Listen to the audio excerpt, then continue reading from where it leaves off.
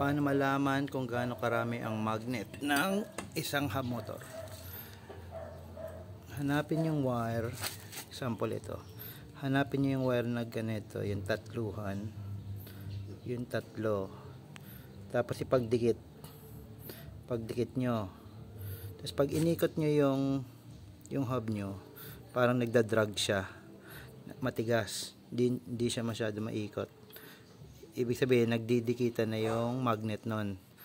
Mamomonitor mo kung gaano karami ang magnet mo pa sa bilang ng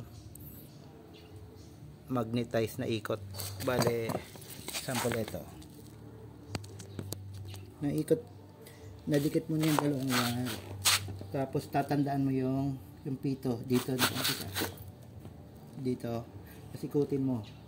Pag ikot mo, parang draggy siya na nagdidikit na magnet. Bale, eto, bibilangin ko.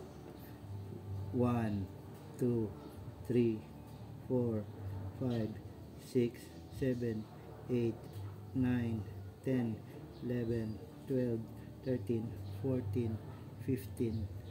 Bale, ang sa taas niya 15.